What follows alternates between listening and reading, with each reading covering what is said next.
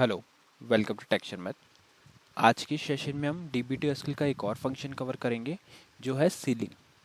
Ceiling function किस लिए use होता है, इसको समझने से पहले हम कुछ टेबल का डेटा देखेंगे और रिक्वायरमेंट को समझेंगे कि कौन सी ऐसी कंडीशंस होंगी जहाँ पे हमारे को सीलिंग फंक्शन का यूज़ करना होगा। सीलिंग फंक्शन क्या है? एक मैथमेटिकल फंक्शन है जिसके थ्रू हम एक न्यूमेरिक वैल्यू को एक डिज़ायर्ड आउटपुट में कन्वर्ट कर सकते हैं। ठीक है, तो पहले हम देखेंगे डेटा, उसकी रिक्वायरमेंट को समझेंगे। उसके बाद में हम अपने प्रोग्राम को गो थ्रू करेंगे कि एसक्यूएल आरपीजीएल के अंदर उसको कैसे यूज़ किया जा सकता है। ठीक है, तो चलते हैं पहले सेशन बी पे। यहाँ पे मैं आपको टेबल का डेटा दिखाता हूँ। तो डेटा के लिए मैं क्वेरी लिख रहा हूँ, select star from Sharmit 1 slash EMP। जैसे यहाँ पे मैं एंटर हिट करूँगा तो यहाँ पे कुछ कॉलम्स शो हो रहे हैं, first name, last name, age, column, country. अब तक हम यही टेबल यूज़ कर रहे थे प्रीवियस एग्जांपल्स में भी, बट मैंने यहाँ पे एक कॉलम और ऐड किया है जो है रेटिंग का। ठीक है, अगर आप यहाँ पे देखोगे तो मैंने एक फ्लोट वैल्यू को यहाँ पे स्टोर किया है। मैंने जस्ट यहाँ पे इंसर्ट किया था 1.1, तो ये फ्लोट कॉलम था इसलिए ये पूरी इस तरह से कुछ वैल्यू को शो कर रहा है। बाकी मैंने नया कॉलम ऐड किया इसलिए यहाँ पे कोई वैल्यू शो नहीं हो रही।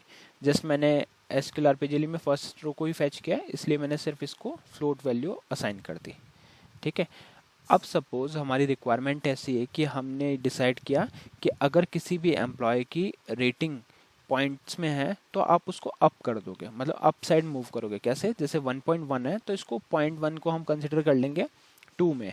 ठीक है, सीलिंग का मतलब यही होता है कि जो नियरेस्ट अपर वैल्यू होगी ना उस पे चला जाएगा। ये 1.1 है तो 2 हो जाएगा, 2.1 है तो 3 हो जाएगा, इस तरह से, है ना।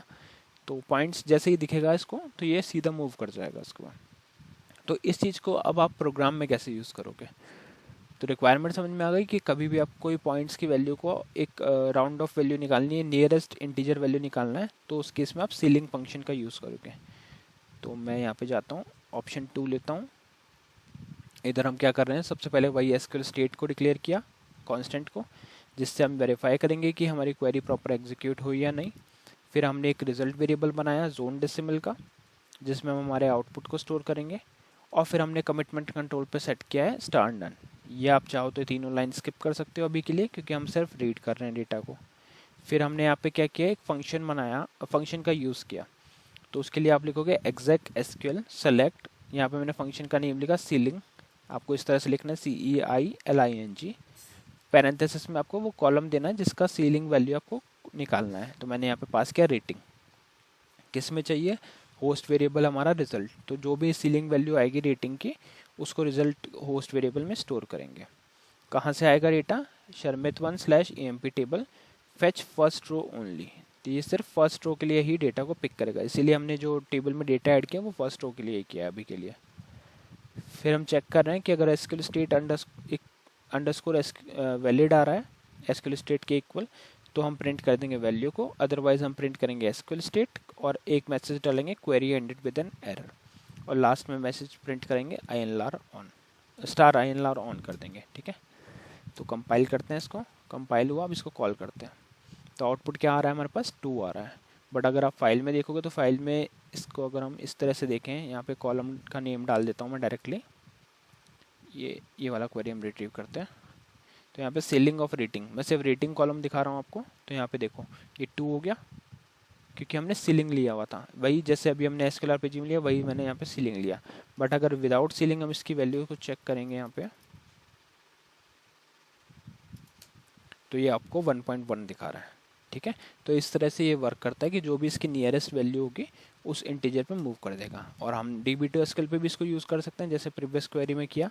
आपको सिर्फ सीलिंग लिखना है, रेटिंग कॉलम दिया, और जैसे ही एंटर किया तो पूरे कॉलम में जो भी वैल्यूज़ होंगे उनका सीलिंग ये कैलकुलेट कर लेगा। अब एक चीज़ और देखते हैं कि अगर 1.0 हुआ तो क्या होगा। जैसे अभी हम इसको 1.0 बना देते हैं। पहले तो विदाउट सीलिंग देखते हैं क्या शो हो रहा है, 1.0।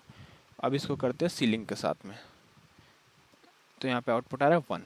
इसको इसने कन्वर्ट नहीं किया, मतलब 0 होगी तो वैल्यू कन्वर्ट नहीं होगी, अदरवाइज ये कन्वर्ट हो जाएगी नियरेस्ट इंटीजर वैल्यू, क्योंकि ये तो खुद एक इंटीजर वैल्यू हो गया ना।